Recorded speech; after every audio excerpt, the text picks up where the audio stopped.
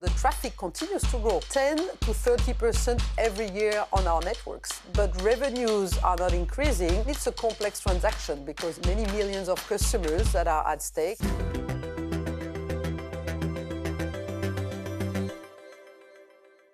Welcome to The Big Question, the series from Euronews where we sit down with some of the biggest names in industry.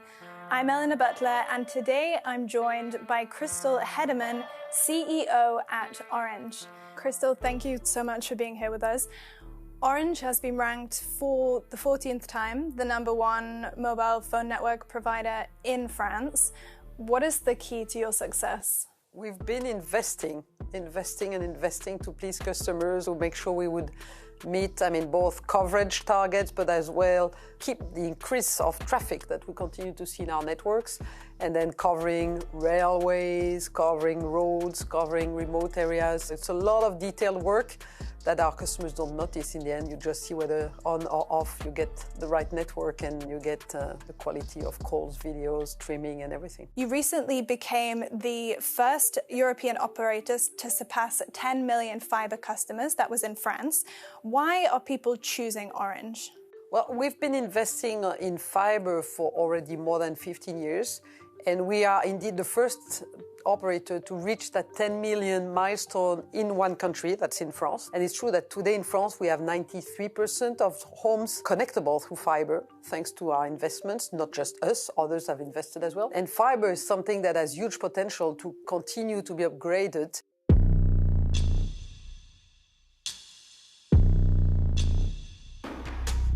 Telecoms is quite a saturated industry. Is that something that worries you? The telecom industry, because of demography, because of saturation, because of equipment, is now a slow growth market in volume.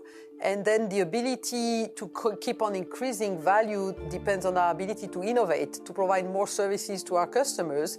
And it's true that if we compare to other continents, we don't have the growth that we used to have.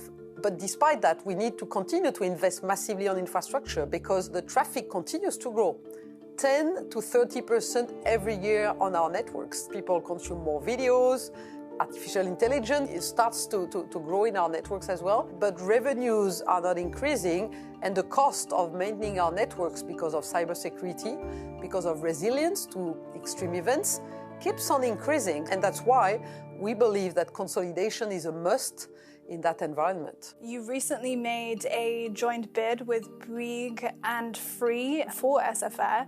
SFR quite quickly rejected that bid. Why do you think that was? We're talking about a multi-billion. The non-binding offer was 17 billion. It's still preliminary. That means we're talking about a lot of money, so you can expect a lot of discussion to happen. And it's a complex transaction because many millions of customers that are at stake. France is our first country for Orange, so this transaction is very important for us. This type of transaction is not something that can last forever in terms of negotiation because the value at stake is important and the dynamic is important. So that's why it's something that we are clearly engaged in trying to conclude, but there's no guarantee that this non-binding offer will go to an end. Critics would say that less competition in the French market could mean that prices will go up and that services will deteriorate. Do you think that is a fair criticism? The reality that we concluded a transaction in Spain 2 years ago, combining Orange and MásMóvil to create a leader in Spain, and we went through the exact same questions from antitrust authorities, from the DG Competition in Brussels. We explained that, first of all, the market dynamic is very different from what it was 5 to 10 years ago because 4G has been rolled out, consumers are equipped, and the reality is that 3 players competing in a flat to small positive market is probably as competitive, if not more, than 4 players or 5 players competing in a market where there's 3, 4, 5% growth. There's been a call from many companies to revise merger guidelines. Competition is good for innovation. Competition is good for consumers. But the reality is that we've probably reached the limit of just looking at price for consumers. We really need to take into account the ability for companies to invest in a world that's moving very fast and where in our markets we have to deal with big companies. The European Commission is working on the Digital Networks Act. Could you give us a brief resume and tell us your thoughts on the proposal so far? Today we have a very heavy regulation for telecom that is somehow dated from the time when we had monopoly in every country and we decided to open the telecom industry to competition.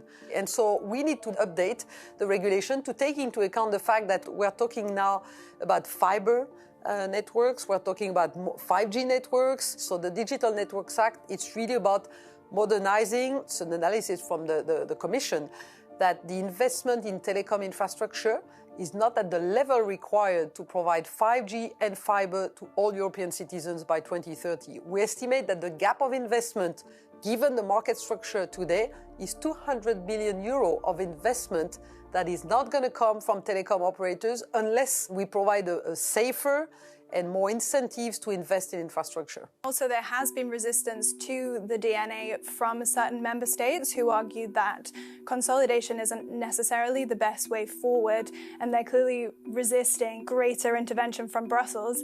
What would be your message to these governments? There's one thing for sure is that the reality of the markets in every country in Europe, there's huge difference. I mean, that being said, the need to modernize regulation, to adapt to a new framework, this is something that's true across countries. So I think we need to find the right balance. And we're not saying that it's going to be one size fits all. What we're saying is that it's okay to regulate and to fix things when they don't work. And you've suggested that greater telecoms consolidation is required so that Europe can compete with the US and China. Can you explain that a little bit more for me? In the US, you have 3 national mobile operators. With the size of the US, that means they have on average more than 100 million customers themselves. In China, they also have 3 operators, and the largest operator in China has 1 billion customers. In average, in Europe, a single operator has 5 million customers. We have 27 markets in Europe, and the single market, even though it's Germany or France, the largest, or Spain, largest economy in Europe, they're still much smaller than the US or China.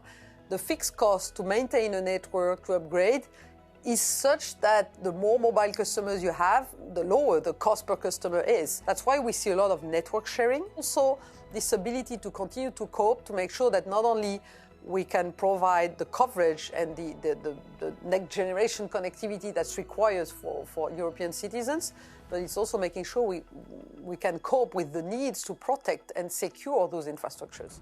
I think that's a good point to leave it there. Thank you so much, Christel, for sharing your insights on the big question. Thank you.